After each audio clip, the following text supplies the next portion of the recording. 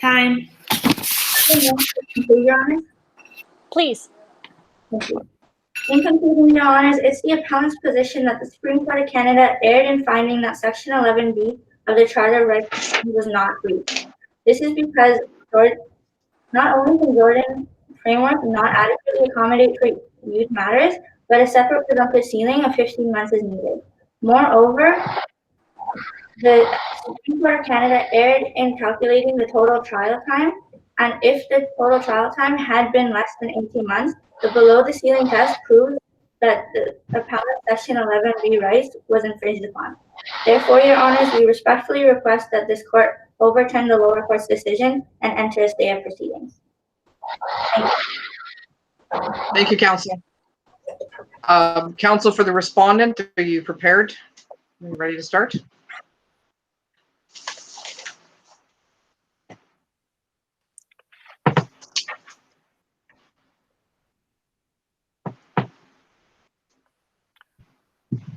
I think you're muted, counsel.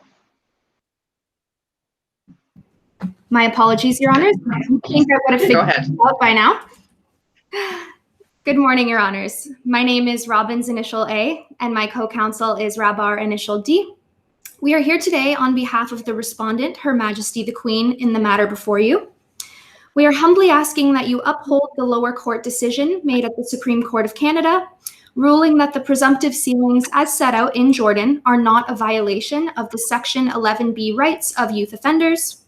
We have two overarching submissions for you today.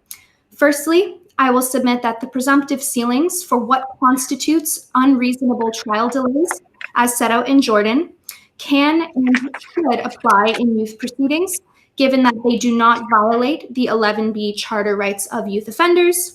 And second, my co-counsel will submit that the delay in this particular case was reasonable within that framework. I have three sub-submissions for you today, the first of which directly addresses a question asked by Chief Justice Barkley to our friends. The appellant in this matter has argued, as did the dissent at the Supreme Court, that Parliament's demarcation between the youth criminal justice system and the adult one necessitates separate ceilings for these two groups. This is a conflation of the procedural separation of two systems with the two frameworks being used to address the breaches of constitutional rights, namely Section 11B. The separation of those systems does not necessitate the separation of ceilings. We concede that the separation of the systems will certainly inform how we interpret Section 11B rights for adults versus youths, but it does not lead us down a streamlined path where lowered ceilings are the only option to accommodate those rights. But counsel, the appellant is actually arguing that prejudice that flows to youth are significantly greater, and therefore the presumed prejudice should actually be at 15 months for youth as opposed to 18, and that the Jordan framework does not adequately weigh the prejudicial effects of youth. Certainly, Your Honor. That leads me into my second submission. We concede that the need for timeliness is heightened drastically in youth cases. That being said, we are not to determine what the most optimal approach for timeliness would be or whether or not the current framework allows for the greatest amount of timeliness. Okay, well, let me pause you there, because here's my question with respect to this. Now, Parliament has seen fit in its wisdom to create two separate systems, one for youth offenders and one for adult offenders. So we have Jordan, which is designed to ensure timeliness with adult offenders charged under the criminal code. And we have a separate justice system for youth. So my concern is that in not creating a separate ceiling for youth, we are ignoring the will of Parliament in this regard. I'm just wondering if you have any thoughts on that, because I don't think it's enough to say that Jordan is good enough. I need to know more about why Jordan is good enough. Certainly, Your Honors. If there was no below ceiling test and we just had ceilings and the framework ended there, we would certainly be on the other side of this issue. The way that the current framework accommodates those rights is through that below ceiling test. So it's the entire regime surrounding delays, not just the ceilings, that accommodate those rights. Specifically, when delays are too short to meet that 18-month threshold, youths can apply for a stay of proceedings, have one granted, and the test for that accommodates the prejudice they face as youths, specifically in the second portion of that. Counsel, the appellant argues that that puts an unfair burden on youth, that the presumption is not rebutted below the 18 months. But in adult, it is. Certainly, Your Honors. We concede there is a burden. We just disagree that it's an undue burden. The Section 11B right says that youths have the right to be tried within a reasonable time. It does not specify the exact procedure by which that's to be accomplished. We believe that it's appropriate and reasonable for the youths to have to apply, given that within the test they are applying for, we've already established that there is a portion of it to accommodate them. So we agree there is a burden, but it's our position that it is not an undue burden. It still accommodates those rights. So how are we applying 11B equally now? Well, Your Honor, it's not our position that 11B is necessarily going to be applied the same way in every case. Timeliness factors differently based on age. So when we have the phrase reasonable being used in a right, of course, it's going to vary as to the way in which it applies. And this below ceiling test allows for it to be applied with essentially a targeted benefit towards youths. But counsel, I have a little bit of a concern now. It suggests you made a suggestion on age. So are you suggesting that somebody who's 25 ought to have more generous 11B considerations than I, who's a little bit older but may not be in full mental faculty? Certainly not. Your position? Certainly not, Your Honor. We would liken this to the principle of equity. So essentially, all people are receiving their 11B rights equally. It's just that some people require a little more leeway for that threshold of the right being accommodated to be met. So it's not that the youths are receiving a special advantage. It's essentially that they start at a disadvantage and they require a little more leeway and consideration to have those rights accommodated. We've established that the rights are being accommodated by the below ceiling test. Particularly, we have the issue with our friend's argument is that they're trying to seek an optimal outcome rather than a merely constitutional one. So in terms of policy, a lowered ceiling as proposed by the dissenting justices and the appellant parties in this case has negative implications beyond the fact that it would simply be unnecessary or inappropriate given the rights are already being accommodated. Counselor? Yes. I struggle with this decision intimately because in 1990, the decision of Askoff caused thousands of charges to just drop dead. Moran, Godin, drop dead. Jordan, we saw lots of cases as well.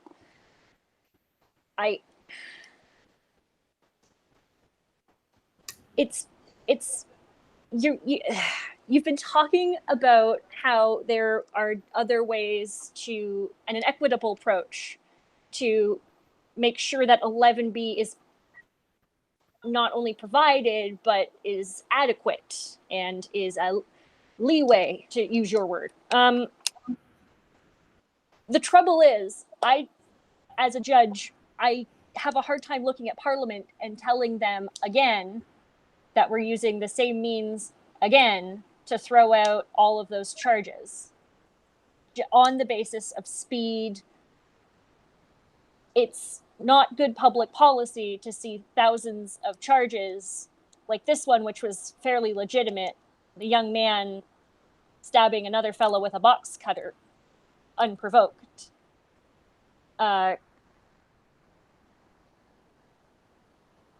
In this situation, it's different from the public policy. Could we please look at how you would have liked our other alternatives in this situation that would resolve this? Certainly, Your Honor. May I just confirm I'm understanding your question? Are you asking how we resolve the issue of an influx of many stays of proceedings? No, I'm worried about that being the effect of the decision that we have and we make here.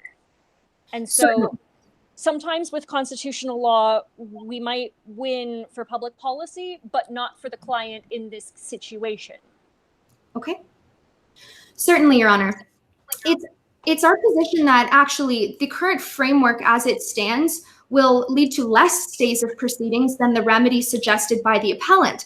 Because the issue is that if we are to lower the ceilings, every case that crosses that threshold automatically leads to a stay of proceedings, essentially no questions asked. That means 3 minutes.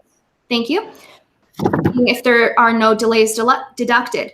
So if we were to lower the ceilings, it would actually lead to a greater amount of stays occurring automatically without any second thought. The framework as it exists now will have far less stays than that because youths will have to apply if there is a below ceiling situation. So with regards to— So counsel, it sounds to me what you're saying that you have to pay for this burden and has to pay for this complacency within the court system. Is that what you're suggesting?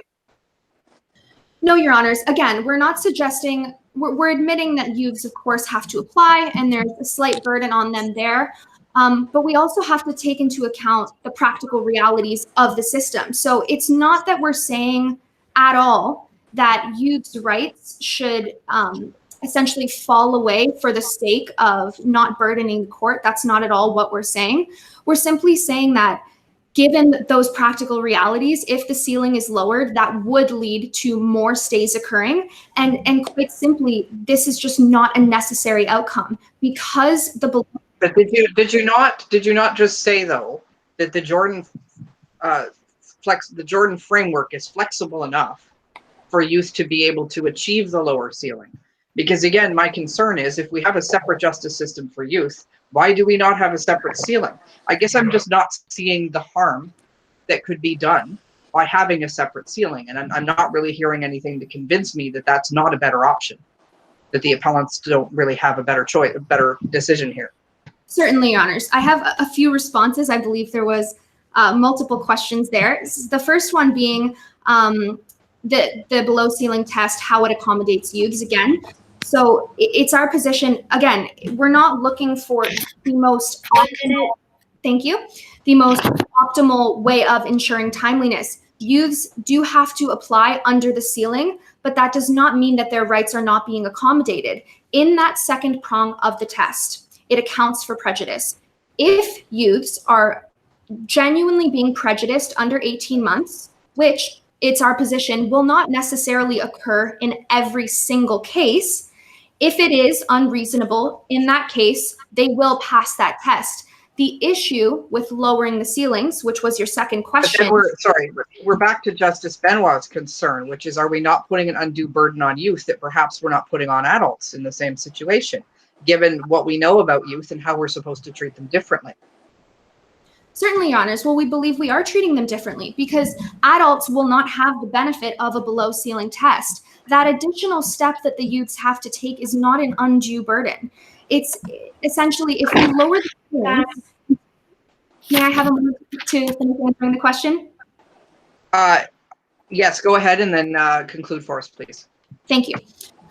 If we are to lower the ceilings and essentially remove your concerns about the below ceiling test, the issue we have is that every below ceiling situation, or my apologies, every above ceiling situation that goes above the 15 months, even if it might not be unreasonable in that case, will immediately lead to the stay. And that strongly goes against societal interests in having people prosecuted.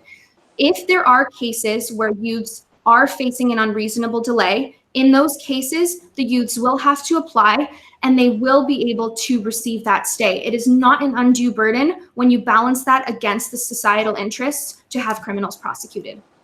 In conclusion, Your Honor, given these reasons, we submit that the presumptive ceilings as set out in Jordan do and should apply to youth court proceedings as they do not infringe upon Section 11B rights of those youths. Barring any further questions, I will now conclude so as to allow my co-counsel to discuss the delays in this particular case. Thank you. Thank you, counsel. Thank you. Respondent number 2, whenever you're ready. Good morning, honorable judges of this court. My name is Rahbar initial B, and I will be concluding our submissions for you today. Will you please talk louder? Oh, yes. Can you hear me now? I could hold my mic. That's better. Yes, thank you. Thank you. Would you like me to start from the beginning, or? Just go. Yes. As discussed by my co-counsel, the existing framework does provide protection and thus applies to young persons. However, the question of whether or not the delay in this specific case was reasonable remains. We submit that the delay was in fact reasonable. In doing so, firstly, I will highlight that the defense delays, which fell under their purview at what was not addressed, should be deducted. Secondly, I will discuss and justify the notion of discrete exceptional events. And thirdly, I will submit that even though the case might have taken a long time, it did not take a markedly long time. In line with Jordan, any delay caused by the defense has to be deducted from the total delay.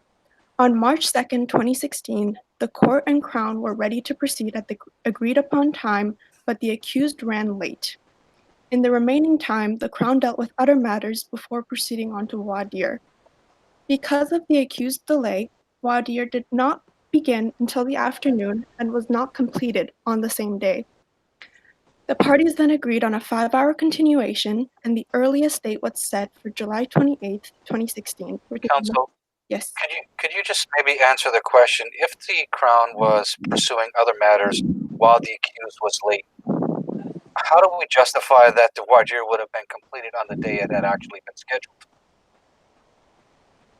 Yes, Your Honor, we definitely concede that the 5-hour continuation could have been 2.5 hours. We concede that the whole ordeal would not have been finished on March 2nd, which is why, as I will go on to discuss, and I can give you in brief here, we split the difference of the 5 months, 2.5 attributed to the defense and 2.5 to the Crown. So how did the defense schedule it? Sorry, Justice Benoit, schedule what exactly? Exactly. The defense doesn't schedule anything within the court process. It was the prosecutor and the justice system that had to schedule it. So it seems to me, how do we lay even 2 months at the feet of the accused when he's not actually responsible for scheduling? Yes, Your Honor, it may be, it is right that the accused is not responsible for scheduling. However, being 2.5 hours late is no small matter. The same section, section 3, subsection 1, subsection B of the Youth Criminal Justice Act that grants them speedy trials also talks about promoting accountability. And if we want to uphold the act in its entirety, we have to recognize that a respect of law is necessary and that they have to be held accountable. In every case, the accused I agree with that, but tell me how that applies to this Jordan analysis. It is our position that in every case, the defense has no say in how to schedule. And unfortunately, in this case, the voir dire transcript was lost. So there's no saying if even 28th was the earliest day. It is our position to give the justice system the benefit of the doubt and say that both actors it was in their interest to act proactively and that July 28th was in fact the earliest date. However, that is again one of the other practical realities that we have to keep in mind. Transcripts go missing. The accused can't have a say in every matter. They have to. Yeah, teenagers are late sometimes. That's another issue you have to consider. And there were a lot of court appearances in this particular matter. My recollection is something in the neighborhood of 13. And we Yes, have Your a late teenager to 1. So my concern is, are we not holding him to a much higher standard than we would hold anybody else just for the purposes of this case? So I'm just wondering if my concern might be a little bit different than Justice Benoit's, but what's the harm in laying this all at the feet of the Crown? We are dealing with a youth here.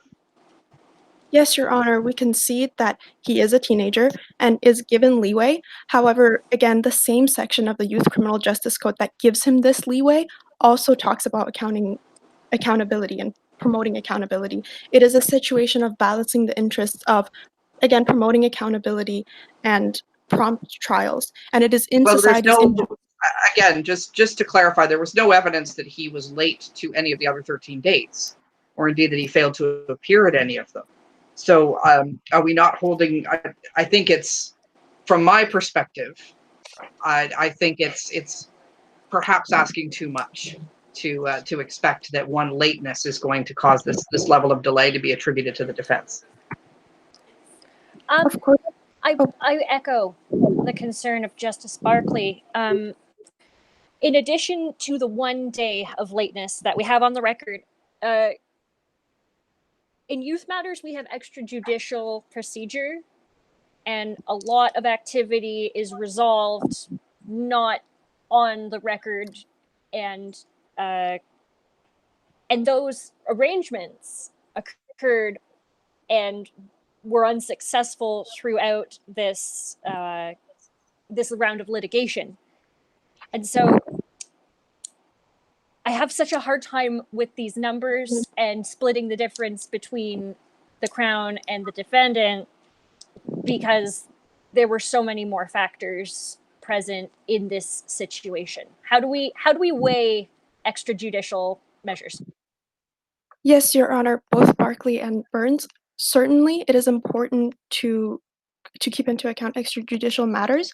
And unfortunately, respectfully, we agree to disagree on this case. However, even if you don't attribute 2.5 months, even if you attribute only 1 month, which I hope could agree that some sort of accountability should be promoted here, it would still fall below the 18-month ceiling. Moreover, the logic behind the fact that this should be a defense delay and it should be deducted is that the defense should not be able to benefit from its own delay causing behavior.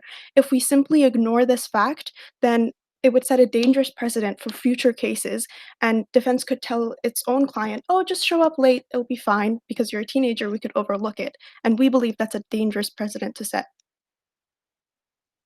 And you believe that precedent is being set by one tardiness amongst approximately 12 attendances?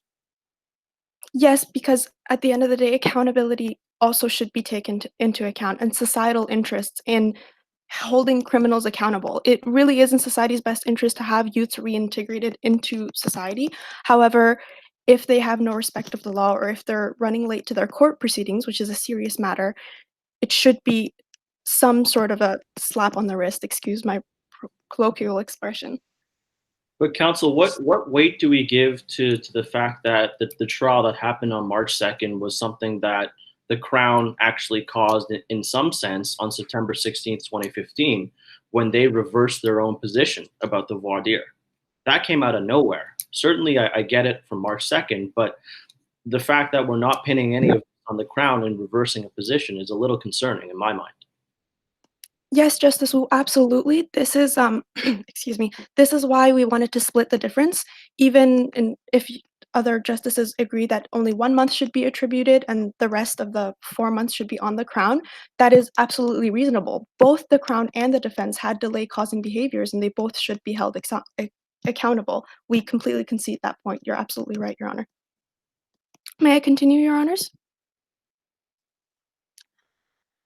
Again, after we subtract, or whether it is 1 month or 2.5 months, it would fall between 17 months and 16.5 months, which is below the 18-month threshold. Again, under Jordan, delays caused by discrete exceptional events could also be deducted. These are defined by 3 requirements. First, they are not reasonably foreseeable or unavoidable. Second, they could not have been reasonably mitigated by the Crown. Third, they could not have been reasonably mitigated by the justice system.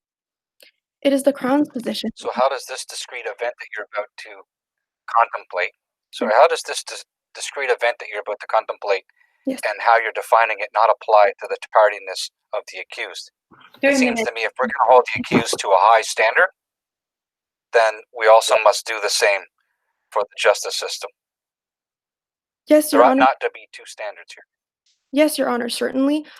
You are echoing, I believe, one of our friends' point in saying that the exceptional event is symbolic of a culture of complacency. However, it is our position that this exceptional event reflects the realities of our justice system that don't undermine justice in and of itself. The accused behavior does undermine justice, and does, if we were to say there's nothing from the delay attributed to him, it does not take into account self-responsibility and personal responsibility. However, in this case, the exceptional event is outside of anyone's own scope of responsibilities. It is our position that trial judges take vacations. It is unreasonable to ask court actors to be chained to their desks. There's a difference between the nature. Yes, Justice Wu. No, I understand that point about judges not being chained to their desks, but to hold that against the defense is the thing that worries me here again, because the effect in this case is that a judge taking a vacation affects the justice that's being felt or experienced by a youth that we've already discussed is already under great prejudice. Certainly, I understand that 1 month may not be a ton of time for an adult, for Jordan, but for a youth that's 17 years old, I think there's a distinctive effect that 1 month may have. Yes, Justice Wu, we agree that judicial delays shouldn't be attributed solely to the defense. However, we do take note of Section 11B, which grants protection against unreasonable delays. It is our position that the nature of these specific delays, which is trial judges taking vacations, are at the end of the day reasonable and thus not subject to the same Section 11 right. Again, just to reiterate, we can entertain a host of hypothetical possibilities here that our friends have also mentioned. Had the trial judge been in her chambers when the incomplete transcript arrived, she would have noticed the error and been able to mitigate it. Or had other court actors been more careful, the incomplete transcript would not have been mailed out in the first place. However, here we would like to reiterate that the law is a human practice and thus exposed to human faults. Though we may want to see them as such, trial judges are not superheroes and nor should they be. Thus, by passing all three requirements, the 1 month delay qualifies as a discrete exceptional event and therefore should be subtracted from the total delay. This leaves a net delay of 15 to 16 months, which falls below the 18-month presumptive ceiling. Finally, there remains... Counselor, what's the relief you as the respondent are requesting? Our relief is, Your Honor, that you should uphold the decision made at the Supreme Court level, specifically because the regime set out... Thank you. The regime set out in Jordan establishes more leeway towards young persons who are accused. Even if we were to go by the Morin guideline, which our friends sort of suggested, the Morin guidelines were just that. They were guidelines. They were not intended to be limitation periods or fixed ceilings on delay. And they were expected to yield to other factors, which include seriousness of offense and the prejudice experienced by the accused, which it is our position that the prejudice is lower than the seriousness of the offense, given that the accused was in pretrial detention for only 9 days before released on minimal conditions. Barring any further questions, Your Honors, that concludes our submissions. All right, thank you. So I guess we need to deliberate now. I'm not sure the administrative requirements